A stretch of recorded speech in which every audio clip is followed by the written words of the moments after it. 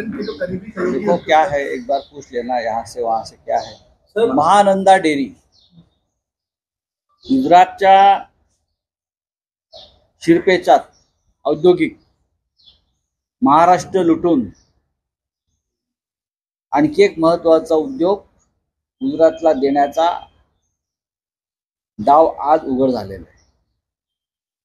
खरं म्हणजे महाराष्ट्र हे सुद्धा कोऑपरेटिव्ह डेअरीज, दुग्ध व्यवसाय याच्यामधलं एक महत्वाचं असं राज्य आहे। महाराष्ट्रामध्ये अनेक दुधाचे ब्रँड्स आहेत। महानंदा असेल, वारणा असेल, गोकुळ असेल, अगदी आमचे चितळे असतील, अशा अनेक आहेत।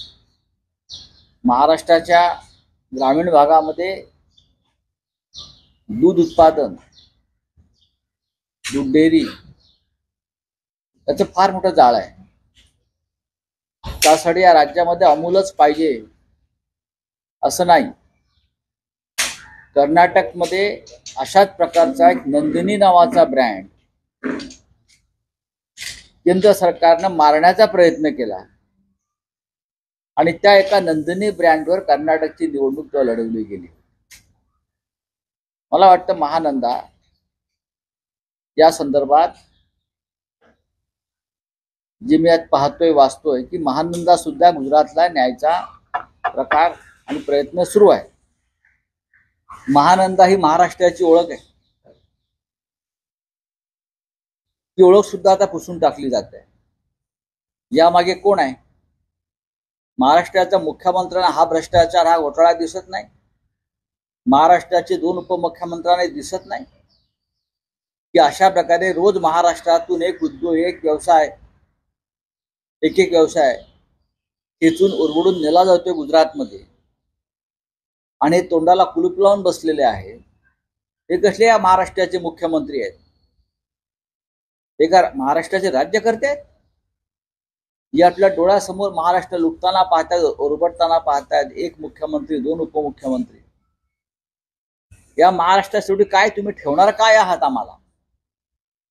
या महाराष्ट्रातला शेतकरी, या महाराष्ट्रातला कष्टकरी, ज्यांचा रोजगार टिकून आहे, अशी कोऑपरेटिव्ह सहकारी चळवळ दुग्ध व्यवसायातली प्रत्येक गोष्ट आपण नेताय तिकडे, आणि एक जात सगळे दिल्लीच्या ताटाखालची मांजरं बनून हे सगळं सहन करतायत। महाराष्ट्रामध्ये हे धृतराष्ट्रांचं सरकार निर्माण झालंय, जे महाराष्ट्राचा अपमान आणि महाराष्ट्राचे लूट उडाडणे पाहत आहेत। महानंदा नेण्याचा प्रयत्न झाला अशा प्रकारे तर शिवसेना स्वस्थ बसणार नाही, हे मी सांगतोय। हा पहिला मुद्दा। आपका क्या बात, आप क्या बोल रहे हैं? सर, इंडिया आघाडीची आज ऑनलाईन बैठक आहे का, आणि त्यामध्ये नितीश कुमार यांचं नाव संयोजक पदावर घेऊन चर्चा? आज अशा प्रकारची कोणती बैठक नाही। काल नक्कीच दूरध्वनीवरून माननीय उद्धव ठाकरे आणि नितीश कुमार यांच्यामध्ये प्रदीर्घ चर्चा झाली।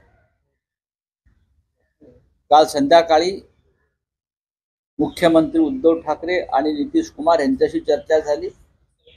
पुढल्या काळामध्ये माननीय उद्धव ठाकरे इतर काही नेत्यांशी बोलतायत। इंडिया आघाडीतले जे काँग्रेस शिवाय जे विरोधी पक्ष आहेत, तिथं काही प्रमुख घटक आहेत, त्यांच्याशी हा संवाद साधण्याचा प्रयत्न आहे। कारण काँग्रेस अनेक गोष्टींमध्ये सध्या गुंतलेली आहे, त्यांची न्याय यात्रा चालू आहे, त्यांच्या इतर काही बैठका सुरू आहेत।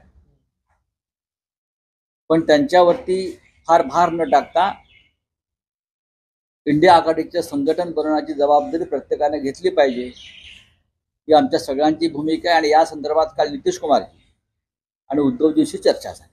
सर, लोकसभा जिंकण्यासाठी भाजपाचा नवीन फॉर्म्युला वापरणार आहे, तो म्हणजे घाटकोपरमध्ये राम कदम पॅटर्न।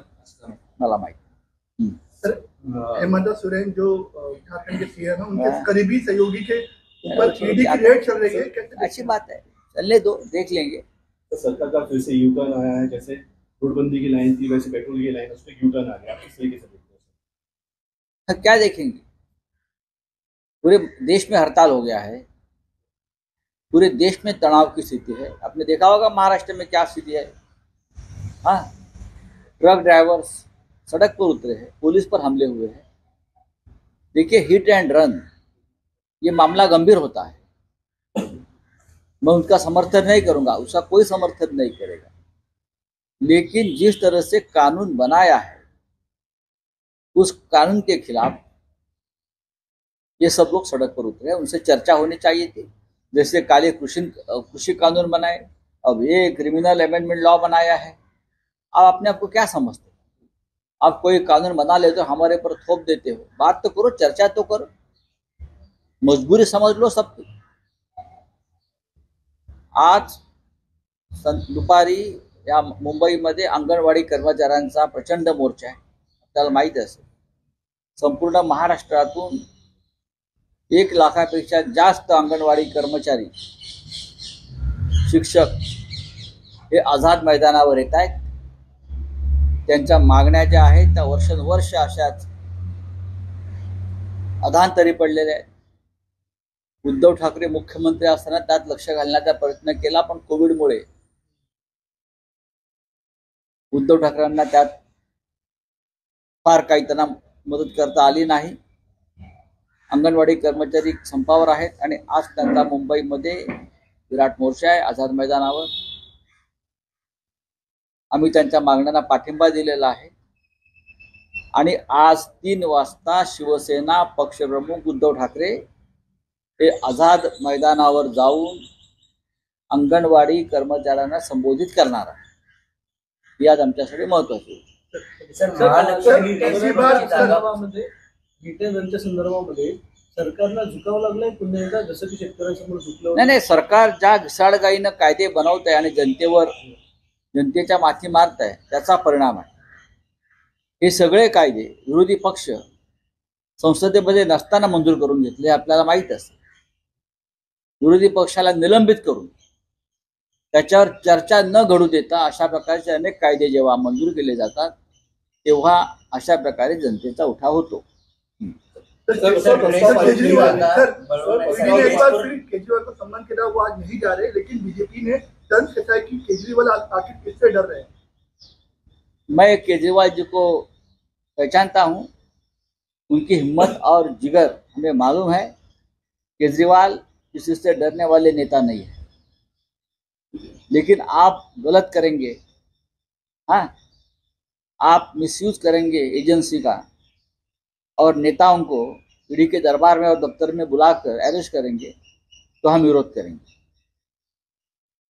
हम आपके पास अब तक 50 इस प्रकार की कंप्लेंट भेजी है जो बीजेपी में है, आप उनको क्यों नहीं बुलाते? उनको तो आप कैबिनेट मंत्री बना दिया सबको, महाराष्ट्र में और देश में। असम के मुख्यमंत्री के ऊपर कौन सी केसेस थे आप देखिए ना। महाराष्ट्र में चाहे आज के मुख्यमंत्री हो और कैबिनेट के 10 सदस्य हैं जिनके ऊपर ईडी का वारंट और समन्स है, उनका क्या होगा? उनको बुलाइए, बाद में केजरीवाल और हमको सब बुलाइए। लोकसभा चुनाव से पहले नारा दिया गया है तीसरी बार मोदी सरकार, अब की बार 400 के पार। हाँ, ईवीएम है ना, ईवीएम है तो मुमकिन है, ये नारा होना चाहिए।